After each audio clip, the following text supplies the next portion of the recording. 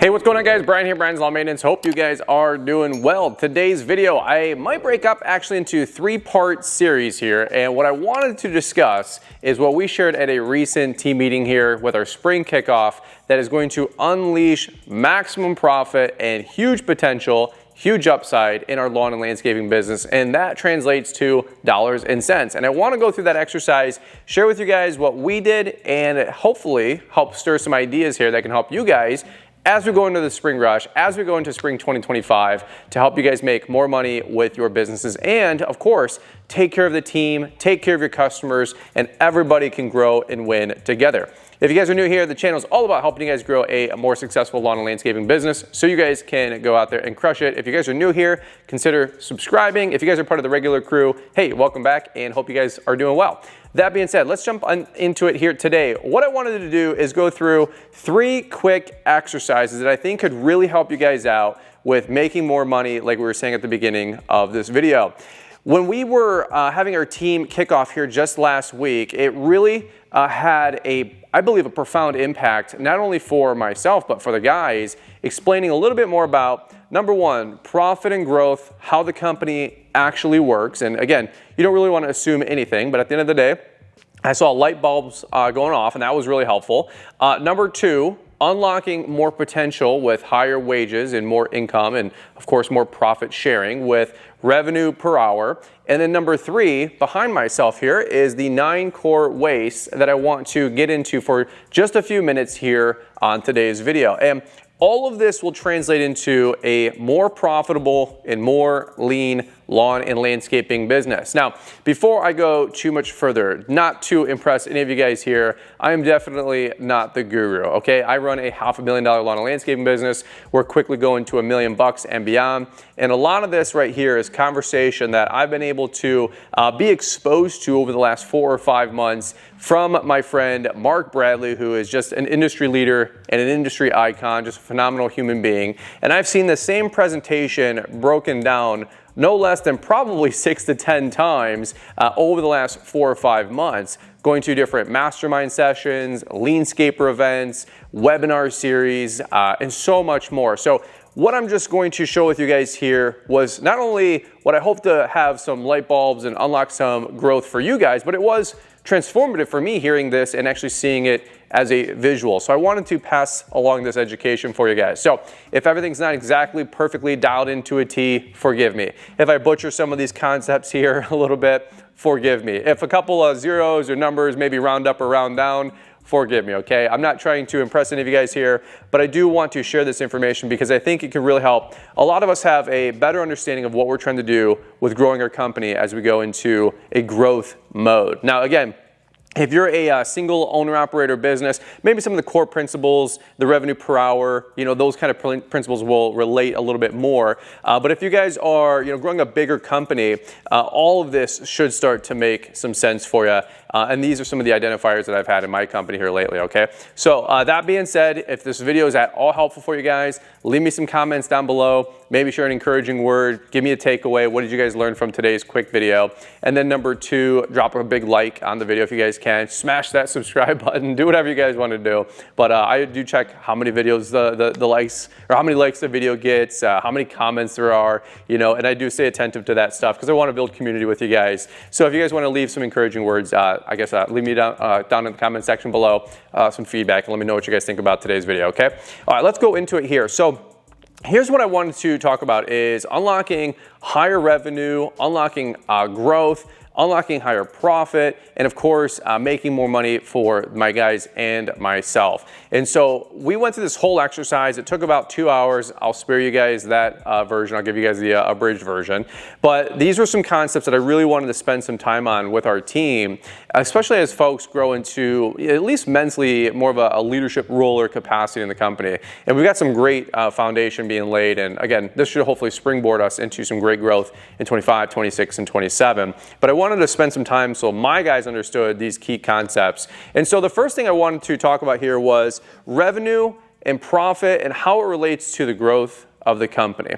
And one thing that I'll say here, and you're gonna have to track with me this whole way through, is, yes, we're talking about making more money, but I want to make sure that everybody, at least at my team meeting, and hopefully your guys' team meetings, or at least you guys listening in, understand why we're trying to make more money, why we're trying to make more profit. I remember a reel that was circulating a couple of years back. It was, if we all work really, really hard and we all do a really, really good job and we make tons and tons of money, I'll be able to, buy a Lamborghini this year as the owner of the company. And guess what? And I think the reel or the joke was explaining this to an employee. And he goes, and guess what? If next year you work really, really hard and you go the extra mile and you do this and you do that and the company makes a bunch of money, I'll be able to buy another Lamborghini. And the whole point is that guy's a jerk. He's not exactly profit sharing. He's not probably increasing the wages he probably should be. It was a little bit of a facetious, tongue-in-cheek kind of a joke. But that's not the point here, right? Okay, a lot of folks think when a company's making a bunch of profit or a bunch of money, and I get it, we get lost today's day and age with billions and trillions and behemoth companies and, of course, the federal government and spending. So we kind of lose track of all these numbers, or you start adding zeros on, it gets a little bit more intimidating or big or bloated, or people just think that the owner's just raking it in. And sometimes, and most times, to be honest with you, that's not really the case. Let me go into this exercise, and I think it'll really help you guys out with understanding where I'm going to go from. So we have to cover this to then get to revenue per hour, to then get to lean, okay? So at the end of it, it'll all hopefully come together. We'll put a little bow on it. I think it'll be a really, really good exercise. First things first that I shared with my guys as we try to unlock more profit potential in the company is understanding how profit is actually made in the company. Now, I know, again, this sounds very remedial, but if you asked your guys in your business right now, you do a $10,000 patio job, or you did a $1,500 revenue day mow route. If you ask them, hey, how much money do you think I, as the owner, made today? What do you think they're going to say? They're going to say on the landscape crew that you made $10,000. If they're on the mow crew, they're going to say naturally that you made $1,500. And maybe you get the next leg up, maybe a little bit more education behind it, and the guys understand, hey, there's materials and fuel in trucks. Or the mow crew says, well, yeah, there's some fuel and you bought lunches today. So you made $9,500 in the hardscaping analogy, or $1,300 in profit for the mow crew. As we all know, some of you guys are probably already laughing and chuckling back and sitting back in your seat, realizing, as I've grown a larger business outside of the owner-operator stage, where stay small, keep it all, that is not usually the case as you grow a larger company. Right now, we're in this middle ground, and a lot of what we're making is going back into the company, reinvesting. But if we have a $1,000 of revenue, usually to produce that work, it's called COGS, cost of goods sold. And again, I'm not here to be too much of a guru on any of this, but let's just take it from the top. Cost of goods sold. There's cost to producing that work. Usually, our material costs, our overhead costs. Of course, mixed into there is going to be labor, right? Labor is going to be a huge one. And I want to get back to labor in a couple minutes, how we can increase wages. But for every $1,000 of revenue we're producing, let's say we have $500 in cost of goods sold and labor, and then another couple $100 with company overhead here. By the time you have 1,000 minus 500 minus 300, we're down to a 20% profit on that job. Again, this is just an analogy here. We're getting here to get to this, so work with me here. But how many of your team members actually know how the company works? And it doesn't mean we have to, throw every single piece of financial data on a spreadsheet or on the wall or at a team meeting. It's not really about that. It's just helping folks understand that if the company becomes more efficient, it will unlock more profit, and potentially, obviously, more wages, right? So on this analogy of $1,000 of revenue, $500 with cost of goods sold with labor and then company overhead, and these numbers could change, of course, but this will leave us a 20% profit and $200 worth of profit for the company. Now again, let's add a couple numbers to that. Let's say we go to, instead of $1,000, let's say it's a $1 million budget and the company ran a 20% profit. Pretty good. Most people that work for you are going to think, well, the owner just made $200,000. And of course, to go back to our funny joke earlier, he's going to go out and buy a Porsche or a Lamborghini or a beach cottage or a bunch of new jet skis or whatever, right? While the company can make profit and the owner at times can take some chips off the table and take that profit home with them, the reality is that as the company continues to grow and scale, profit is the fuel for growth. And if you guys can remember any one thing so far from this video, is to help your guys know that the more profit that we're creating in the company, the more efficient things are, it unlocks more potential for growth, and growth turns into higher wages. And you guys will see, as you can already probably skate to where the puck is going mentally, this vicious circle in a good way, spiraling up, cycling up, that's going to unlock a lot of potential for us. So if we have a $1 million company that had, in this analogy here on the whiteboard for you guys that are watching on YouTube, 15% profit, $150,000. What is that $150,000, if you guys can see this on the whiteboard, what does that turn into as potential fuel for next year, let's say 2026 in this example? It turns into more trucks, more opportunity for labor, and potentially more company overhead. Now, company overhead, well, of course, we're trying to keep that number as lean as mean as possible and at a proper ratio. We use LMN. LMN's been phenomenal to help us unlock and understand all of this. To be honest with you, I'm on a 15 or 16 month deep dive into understanding our numbers better than ever, how to run a real efficient business better than ever. So that's why I've been talking a lot about LMN. I'm not here to pitch it for you guys. I'm just telling you that's what LMN is unlocking for my business.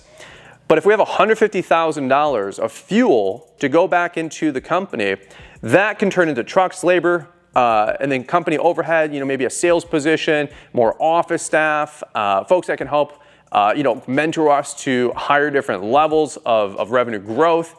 But let's say that $1 million business now did $2.5 million worth of business. Unlocks more profit, higher wages, and so on and so forth. And again, let's say that company ran 2.5 million at 15%. I don't know the exact number, but let's just say 10% is 250,000, another 5% is 125, I believe. What is that, $375,000? Up here on the whiteboard, I wrote 250. I was just explaining this quick math. But $375,000 worth of profit. Now, anything over 15%, best understand, we could take some chips off the table because, the owner, did put everything pretty much on the line and he's entitled to, that profit, for example. But if the goal, let's say next year, is they continue to grow and they want to do 3.8 million, that $375,000 laying around, right, that your guys may believe is just for you to go buy a Lamborghini, or why am I working so hard? The boss gets to keep it all. While they want higher wages, new trucks, and the best equipment out there, right? Do you see how we all have to be on the same team? We all have to be on the same wavelength about what profit actually is and what profit's actually for? In a small, medium, family-owned business, right? Sub 25 million, right? This is how that works. It's not just so the owner can go buy a lake cottage. And by the way, if the owner gets a lake cottage, perhaps he's going to be generous enough to gift a week to his top guys and, share some of the spoils of what you guys have built. Let's take that $375,000 profit. And again, you can play this game all day long. The following year, 3.8 million is our sales goal. We can build a budget off of that. That profit is there to fund future growth. More overhead, more labor, more trucks, more equipment, and of course, hopefully, higher wages and more profit. First things first, we have to teach folks how the business actually works. Because when they're incentivized to grow, when they're incentivized to be as efficient as possible and as profitable as possible, that unlocks higher wages, right? This is about them. This isn't about you. I know today's day and age, profit is sometimes vilified, but the reality is every business needs it to fund growth, to fund wages. And when we have the best people, the best equipment, and the best company, who ultimately gets to win as well?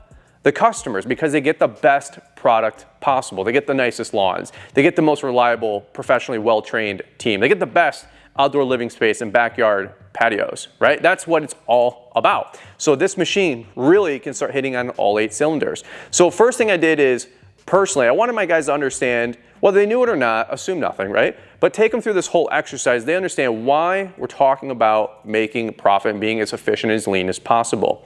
Let's shift gears and pivot number 2. Revenue per hour. If we understand that revenue per hour is really what unlocks growth in wages and growth potential with our wages, it's a good analogy to go through an exercise here to help your folks understand why maybe just mowing and blowing isn't the key to success exclusively in the green industry, right? And that's coming from a pretty exclusively maintenance kind of guy. If you would have asked me 6 or 7 years ago, if I would have been doing a lot of landscaping or other auxiliary services for a more holistic approach for our clients, most of you guys could already tell right off the rip that the answer to that is no.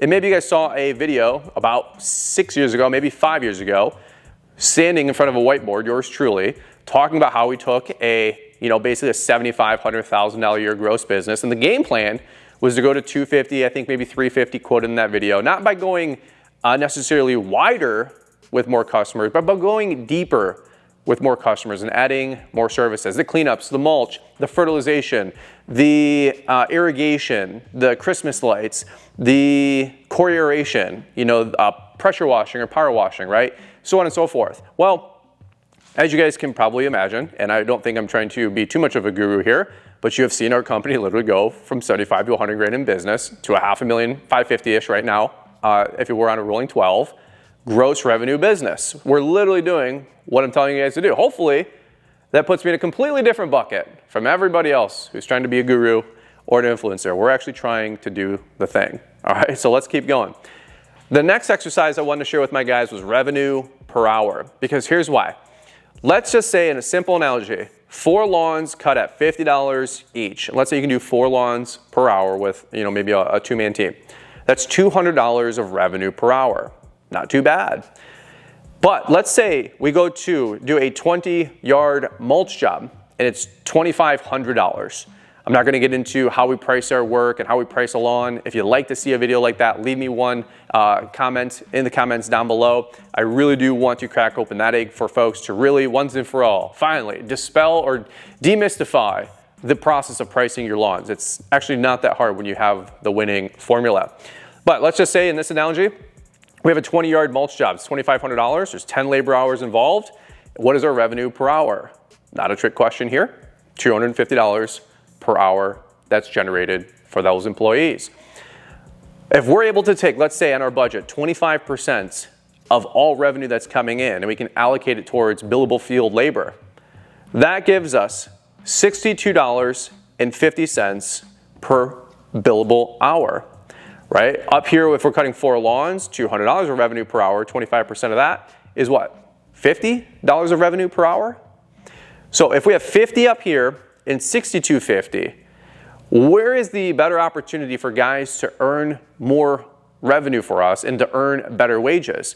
Mowing exclusively or doing higher revenue per hour work like landscaping or mulch installations or hardscaping or maybe lighting installs. I mean, lighting can get north to $100, $200, $300 of revenue per hour. That starts unlocking some serious potential for higher wages. Our friend Greg Whitstock, the pond guy, I think, of course, Greg probably self-published the article, but I think the pond guys will tell you that they're north of $200, $300, $400, sometimes $1,000 of revenue per hour. You start doing outdoor kitchens that have huge margins, part of those outdoor living spaces, and you could easily start generating $500, $1,000, $2,000 of revenue per hour. Snow removal. Right? When you start doing $300 to $500 of revenue per hour with snow plowing or salting, especially with loaders, you can start paying folks some really, really good wages in your business. But the whole takeaway here is that we have to spend some time educating our folks to let them know that if you want to make more, you can write yourself into the lineup. We can literally write our own paycheck here. We just have to spend time investing into our skills to grow the company and to be known for something more than just mowing. Trust me, as a mow guy for 16 plus years almost exclusively, I get it. But if I want to unlock higher profit potential, higher wages for me and my team, I need to evolve as a leader. I need to evolve as somebody who's running a business. That being said, first thing I wanted the guys to understand is how profit actually works. Profit is fuel for growth of the company, which unlocks better equipment, better training, better wages, to then what? Reinvest into better revenue per hour work. And by doing higher revenue per hour work, we're able to increase wages. That's what it's all about. I want to get my guys making $20, $30, $40 an hour one day, $50, $70, $80,000 a year, not $10, $15, $20 an hour workers, right? Maybe to start at 16, 18 bucks, But very quickly, and this is a whole other thing I'm going to get into, maybe another video for another time, our 5-year apprentice program based on wages for skills, tenure, and leadership, right? Where we start people in year 1, year 2, year 3, 4, and 5. If we can start telling folks that, hey, Brian's Lawn Maintenance is hiring for a $35 per hour position as a landscape crew leader, and everybody else is offering $20, $22 an hour, but we have a 5-year program to get you there, or maybe you can do it in 3 with a skill gap that you can learn and train through Greenius or whatever training programs that you guys are using out there. I know we're going to be using Greenius and then a whole Google Drive full of all the documents that we have for our company. This is how we get there. This is how we do it. Why can we offer $35 of revenue per hour? Because we have a very highly trained, very skill-oriented, skill-developed team that understands the macro of how this business works, okay? Let's go to one last thing, and then I'll actually share something that I think will really help understand all of this here. The 9 core wastes. If you've ever seen this before, you know, okay? If you've ever been to a Mark Bradley event or seminar or webinar, or you've went to Leanscaper, or you've seen any of the Leanscaper events. And by the way, Leanscaper, you guys have seen the hat. Not to give a pitch on any of that right now, but I'll just tell you, Leanscaper will be a household name by the end of the year. That's Mark Bradley's new software company, a guy who grew a $50 million company and then built one of the largest, if not the largest, software company. I think over a third of the entire labor force deploys with LMN every single day. We're talking the biggest and the baddest companies in the US and Canada are using LMN. All of that was built and made by Mark Bradley, and now his new venture is Leanscaper. And I've already been to one first week-long seminar and training with 2.5-day intensives, Monday, Tuesday, and then a half-day Wednesday evening, and then an all-day Thursday, Friday. I learned more in 5 days than I have in the last 5 years. I wrote down and actually workshop, right? Did work there. We built the company more in those 5 days than I have in the last 5 years.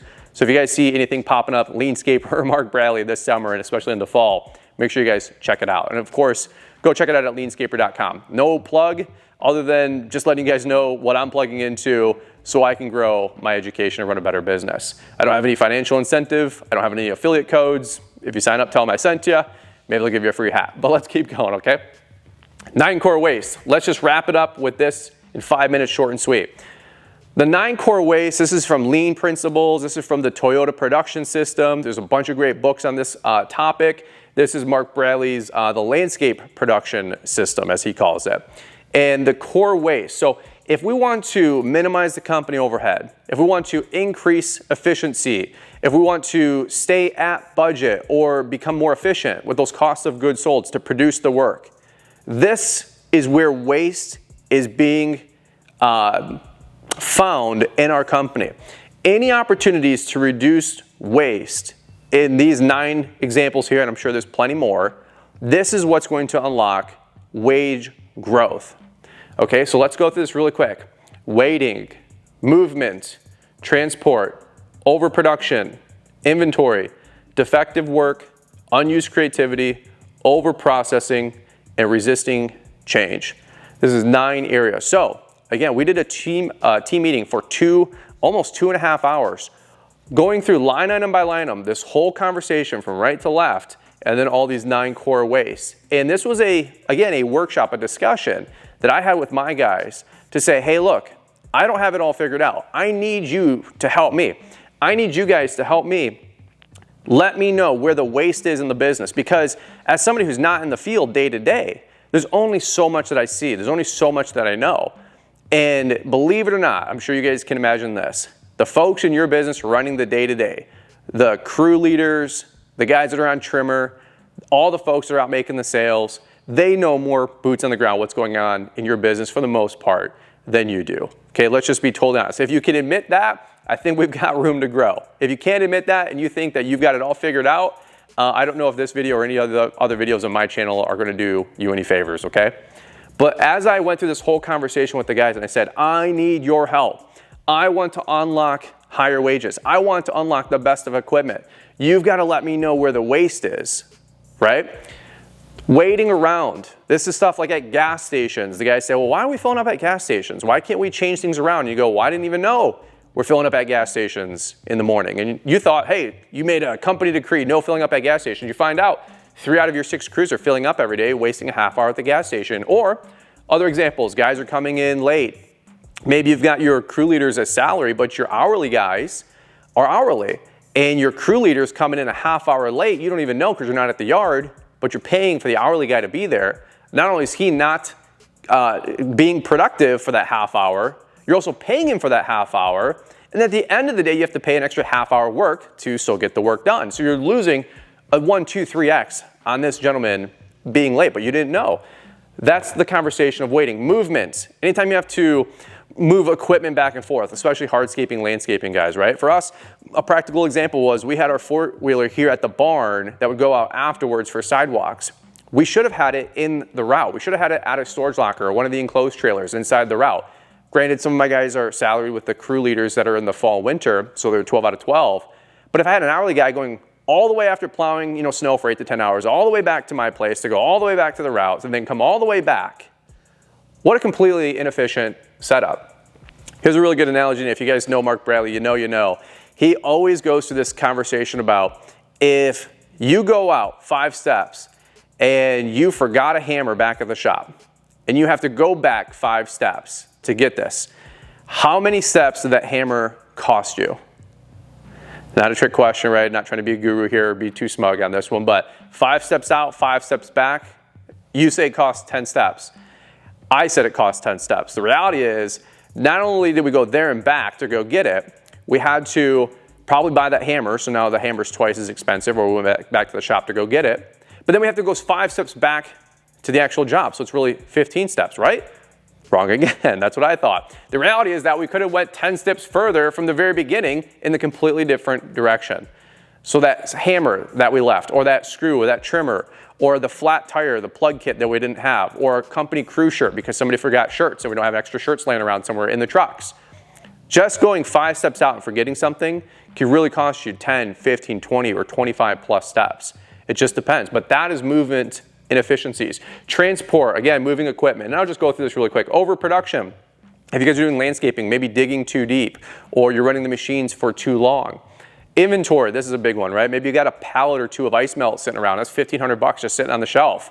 That $1,500 could go into the investment or a down payment at least on a new piece of equipment that could be turning revenue. Let's say you got 50 tons or 500 tons in your salt bunker sitting there all summer, just rotting, being corrosive, pulling into the groundwater.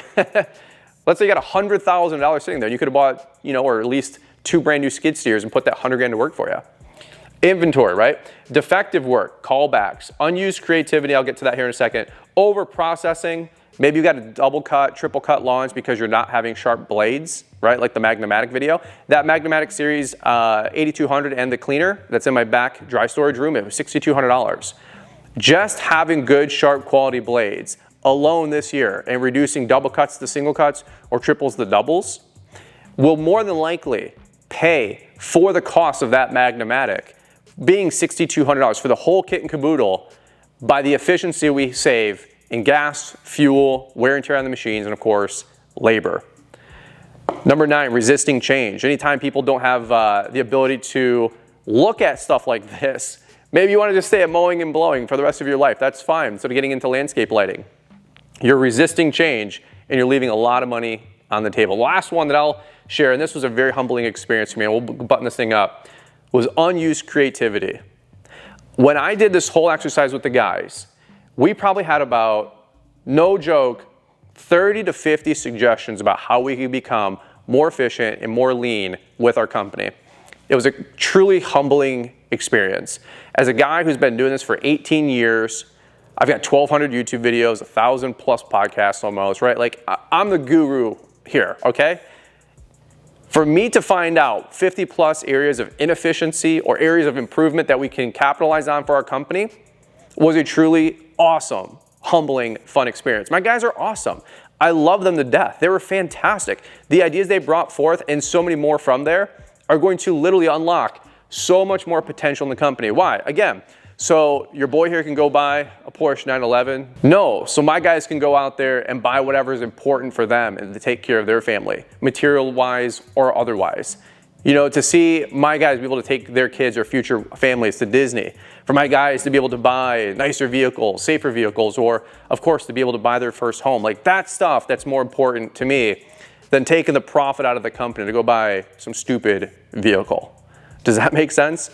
But again, if we can get the folks on our team to understand profit and growth, if we can understand why we can't just mindless mow, right? What it can really unlock for us. And if we can really lean out on the 9 core wastes with our company, that is going to unlock such a compounding effect that's going to give us the ability to grow our company, Brian's Lawn Maintenance, better than ever, and frankly, faster than anyone in our local market. And this is the pixie dust. This is the glue that puts all this together that helps separate the good companies from the great companies, right? Let me put this up here, one last thing, and I didn't share this at my team meeting, but I'd have no problem if my guys read this or heard this or saw this. But let me just finish up with this quick thought. We've got the hero, the guide, and the villain. If you guys ever read the book Story Brand or Story Brand 2.0, maybe I'll leave a link in the description. You can check that out. Fantastic read. It's $20 on Amazon. It talks about the hero, the guide, and the villain. Let me just break this down really quick here, and hopefully I get this right and don't butcher this. But if I just did this whole conversation and said, guys, we need to make more company revenue, and we need to become extremely profitable. Why? So I can make more money, so I can have a Porsche or a Lamborghini or whatever is important to me or whatever is important to you guys. Am I the hero, the guide, or the villain? I'm going to be the villain. I'm going to be the bad guy. Does that make sense? Let's go through this in a different conversation. If I explain all of this to the guys and I say, we all want right here, at least most of my guys, I don't know about your guys. I know this is number 5, usually in the top 5 reasons people hire or even leave a company is making money. But the reality is, I'd like to see my guys making $70,000, $80,000, $100,000 a year. Wouldn't you? So if we are going to talk about revenue, we are going to talk about profit, and we are going to talk about making money today, let's just hammer in on this for a quick second. If I can show my guys the roadmap, that's that word I just erased a second ago on the whiteboard. But if I show my guys the roadmap about how to unlock their opportunity to have higher wages and company bonus profit sharing, where am I at in this whole conversation now? Am I the hero? Am I the guide? Or am I the villain? I instantly become the guide, right? Waste becomes the villain. And my guys become the heroes, because they unlock their true potential. You see, a lot of folks are trying to grow their company, and at best they're leaders, usually they're glorified managers. But when folks are trying to say, we need to grow the company and make more money, again, why? So you can go buy a nice car, so you can put your wife in an Escalade, so you can build a big fancy house. I understand that. How do we have a pretty solid culture here at Brian's Lawn Maintenance where there's very little, if any, harbored resentment? There's not. Because your boy here is doing the best he can to say that if we grow, we grow. Not if we grow, I grow. We're all growing together. My guys know that I've hit my material needs. I've actually been very, very blessed this last 5, 6, 7 years. Running 2 companies, 18 years and 8.5, almost 9 years doing YouTube. I've worked my butt off 100 hours a week for, let's just say, almost a decade here, 2 decades with Brian's Lawn Maintenance.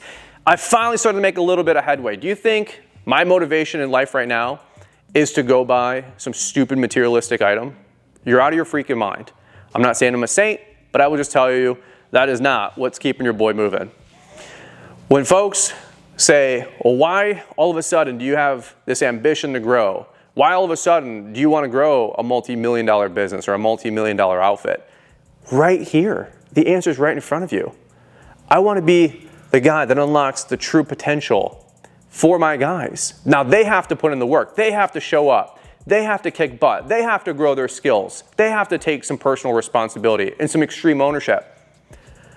But I don't want to hold my team down. I don't want to hold my guys back. And in fact, if I don't grow and somebody else offers them opportunity, they're going to go there, right? And so at the end of the day, Fullerton, why do you want to grow a bigger company? You think you're some know-it-all, you're some guru? You think it's just easy to grow a $10 million company? Oh no, I didn't say any of the above. In fact, it's the exact opposite. The funniest thing is, right now it would be very easy for me, very convenient for me, to just be very happy with where my life's at and to be very ho-hum. and then just don't upset the apple cart. Don't go buy anything, don't go lease anything, don't go finance anything, don't try to move people, don't try to do anything, right? The reality is that that's not gonna last long term. That's not gonna have any impact on my guys or my local community, okay? So really quickly here, a little inside baseball, the hero, the guide, and the villain. If it's just all about you to make more money, you're gonna be the villain. But if you can guide your team on how they can unlock higher wages and better profit share, all of a sudden you're the guide and they're the hero, and waste is the villain. And the last thing I'll button up with, one of my guys asked a great question. How do we get buy-in with new guys? Well, two things. We give them the roadmap. We talk about this every day, everywhere we go. Every 6 months, we'll have a summer production meeting and a winter production meeting about where's waste. Where we can eliminate waste from the lawn care season going into winter, winter going into summer. We make this part of our regular conversation. We make it part of our regular culture. The 5S lean system, understanding revenue per hour, understanding that when we're on site and some guy's messing around on his phone, my guys are not harping on that dude so the owner makes more money. That's the reason you're able to work here, bro, and start at $23 an hour as an apprentice when everywhere else starts at 16, because we have high revenue per hour, because we don't have any lost time in waiting, movement, defective work, or over-processing.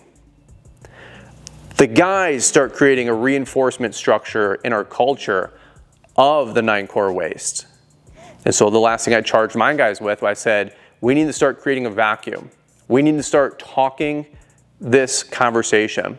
We need to be able to bring new guys in and let them know how our company works and why it's different here.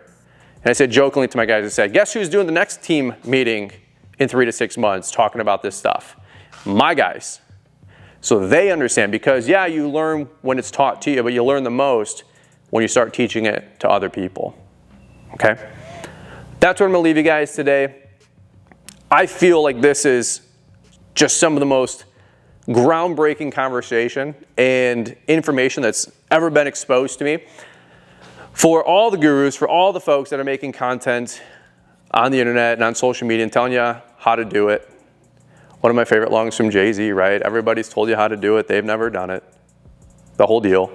And then I find a guy like Mark Bradley out there just slaying dragons, building one of the landscape top 100 largest companies in the world and mentoring dozens, if not hundreds of others all across North America to build some of the biggest, baddest, burly businesses. And I get around this environment at his masterminds or Leanscaper events.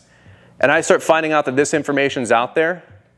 Holy cow, it blew my mind. Holy cow, the excitement. Holy cow, the potential upside. We've got a lot of work to do, no doubt about it. But look at what is possible when you finally have the vision, when you finally have the roadmap.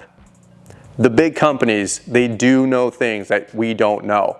And thank God for a guy like Mark Bradley to make that information available to us. Phenomenal. Last thing I'll sign off with, and this actually just kind of totally lucked out with the timing of shooting this YouTube video. If you guys want to join Link this Wednesday at 9 p.m., that is our special guest, big dog speaker for the month of March, part of our Link membership. I didn't do a 35-minute video to get you to join Link, I'll tell you that. But if you guys want to join Link, that's our private Facebook group and community, you will get access to, of course, the live stream with Mark coming up this Wednesday at 9 p.m. The plan is just a line that's actually pretty funny and pretty coincidental. But if you want to talk about all this or much, much more from one of the best that's ever done it and one of the best that are ever teaching it, I invite you guys to check that out. We can leave a link in the description for you down below, and you can check out Link. All right, guys, that's what we're going to leave you today. If you enjoy videos like this, let me know. I'll do some more. I always get nervous anytime a guru picks up a marker. Most of the time, I've personally come to find that about 95 out of 100 people have no clue what they're talking about, and they're just sharing something that they heard, and they've never done it. What I will tell you is that this is what we're actually doing. This is what we have been doing. It is working. Our company is growing. This is how we're going to do it. This is the roadmap. This is the blueprint. This is the game plan, right? So give us the next couple of years to execute, and we're hopefully going to make not only us proud, you guys proud, and the whole industry proud, all right? That's what I'm going to leave you guys today. Appreciate you watching. Have a great day. Look forward to catching up with all of you guys here on the next one.